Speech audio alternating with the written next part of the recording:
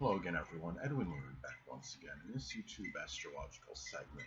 I'm going to be talking about the December 14th, 2020 solar eclipse in Sagittarius, part 2 of 2. Now, one thing I want to get at, it's a very positive, I'd say auspicious solar eclipse being in Sagittarius and having strong Sagittarius energy, including Sun, Moon, of course, being in Sagittarius, and Mercury as well. But it's Sabian symbols. As far as Sabian symbols go, okay, this is going to be 23 degrees Sagittarius. So this could be energy that's a little bit more, where you would say a little bit more despondent and disconsolate than typical Sagittarius energy, and a little bit more negative. And it's going to be something where it could be very imperative for a lot of people to try to counteract any of this negative energy by doing something maybe outdoors or sports related, because I mean that's of course associated, synonymous with Sagittarius. And but again, for the most part, it is going to be something that is I see this being a very positive type of kind of solar eclipse at this time. And the thing about this too is that it's also important to look at the electional aspects that it makes, because that could impact the delineation and interpretation. Now, this is going to be what I consider part of a mutable T-square configuration, because I'm using the North Node in it now. Maybe somewhat controversial. Some people don't think nodes should be used in it, or there are certain points in a chart, and there's a lot of people believe that you only should use planets when you're looking at those kind of configurations in a chart. But I think the North Node is very important. It's a very significant proponent in astrology, whether it's in a natal chart or you're talking about electional astrology or what have you. So I'm still using it. And in this mutable T-square configuration, we're going to have that Sagittarius Sun and Moon make that, and the Mercury as well, make the opposition to the North Node in Gemini. In both those, in all that energy, the Sagittarius and Gemini energy will both be squared by Neptune in Pisces. So when you have configuration like this, the opposition, of course, is very adversarial. It's like a tug of war, basically. You're looking at that Sagittarius energy, which could be strongly emphasizing starting something with higher education, college, what have you. But the thing in using more about what you learn from higher education, and such as using like a degree to find some position.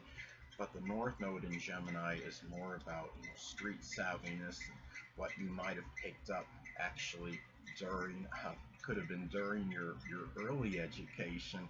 And the thing in using that to help you out, it could be where you could find maybe some position based on some trade, maybe some classes you took, and even in high school, or something where you did something where you just picked up basically some street sense in life. It could be doing something where you may be able to do some kind of business and buying some buying and selling, and buying things at, say, yard sales and selling them for a little higher price. Things that are more about street savviness, as opposed making the right connections, what have you, to as far as maybe giving more prosperity to yourself, as an example.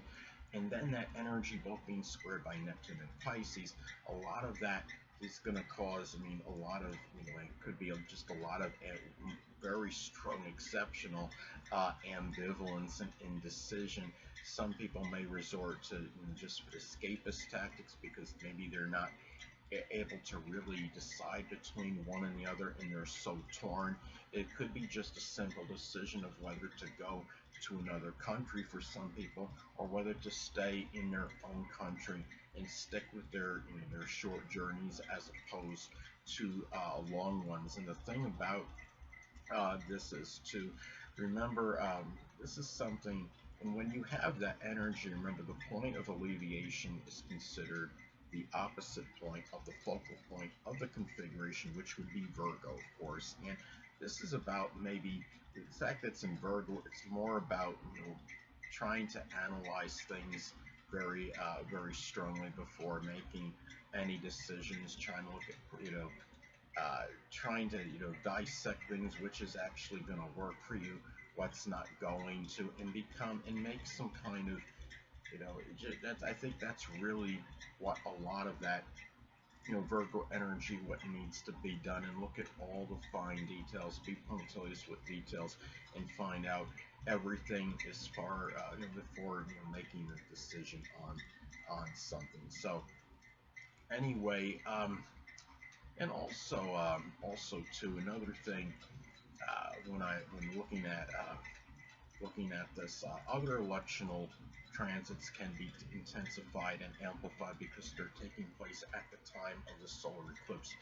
Now, Venus in Scorpio is going to make a fairly tight sextile to Saturn in Capricorn. Of course, sextiles could be very auspicious and beneficial. One way this can manifest, this could be about the ending, perhaps of some, ending Scorpio. It's going to be close to 29 degrees, not quite at 29 degrees, but very close to it. And there could be an ending of a very obsessive, controlling type of relationship you may have been involved in, given that we're talking about, Scorpio's obsessive energy, Venus's relationships. And when you have something, I would say even very close to 29 degrees, if not at 29 degrees, it could signify the ending or culmination of something. The fact that you're going to have this sextile in Capricorn sextile to Saturn in Capricorn can indicate that this may have been done with a lot of very strong premeditation, planning, more calculated, and done very, just over a period of time. Saturn is very disciplined energy. It might have something that might have been required with a lot of discipline, but Saturn, and done maybe very methodically, but Saturn being it's going to be in Capricorn at 29 degrees, so that signifies another ending, that really as well in general, and the ending of maybe having to show some discipline and maybe put up with something that maybe a lot of people did not want to put up with for a long time. I believe this aspect, coupled with this solar eclipse energy in Sagittarius, is a very opportune period for people if they are in some kind of very adverse relationship or connection to free themselves from it. This is the time. Sagittarius could be very courageous energy as well. I mean, it's a mutable sign, but Sagittarius could be downright fearless and speak the veritable truth. And this could be the time where you have this energy where you're saying, okay, I'm going to make a new start. I deserve to have my freedom. We're having the transit Jupiter hitting Aquarius shortly after this solar eclipse, so this is a good time for people to just really free themselves from any inhibitions or restrictions at this point in time. Now, and also too, that transits to your own natal chart can be amplified and intensified because they're taking place at the time of the solar eclipse. Now, and I'm talking about transits, I mean other transits in addition to this solar eclipse in Sagittarius. Now, transit North Node in Gemini is going to make a tight conjunction to my natal part of fortune. And this is in my second house. And the thing about this is, one way this can manifest, this could be about the future and destiny, which is the North Node. And that could be through writing or showing versatility, which is Gemini, may result in some prodigious monetary gain, which is the part of fortune, and also being in the second house. Second house is not just about money, of course, it's also associated with self-worth and self-esteem. So it could be an actually very good period for me. And also another thing about this too, I noticed, is that there's no planets in air signs. And when you have some kind of transit, you have a major, astrological event like this take place. I mean, this could even be more accentuated and highlighted at this time, more prominent.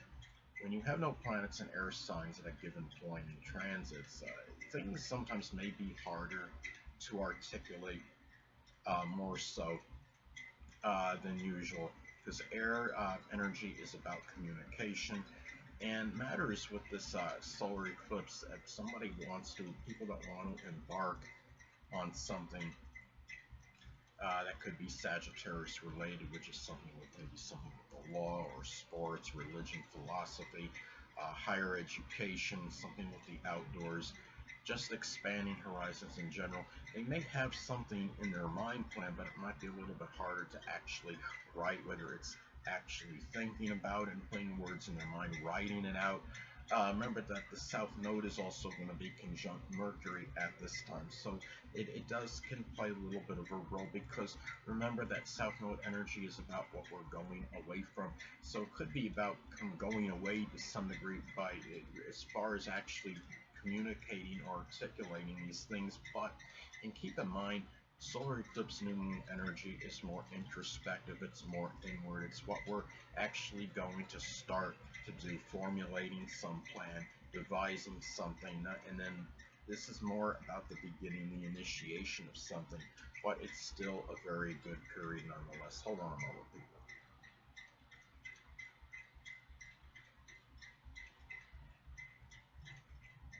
Sorry about that, I'm back. But anyway, also to keep in mind that before if this falls in, say, the first or sixth house in your natal chart, especially, this could be, some cases, I would say, could be the start of a Sagittarius health-related issue.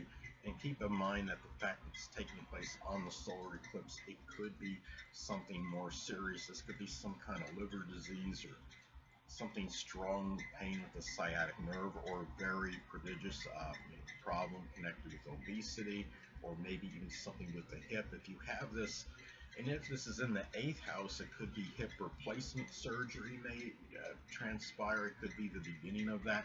The 8th house, of course, is associated with surgery. Or say if this conjuncts your natal Mars and or Pluto, this could be, that's another indicator for something that might be surgical. And this is also something too, and if you have this in the 6th house, say in conjunct your ascendant, that could increase that propensity for that.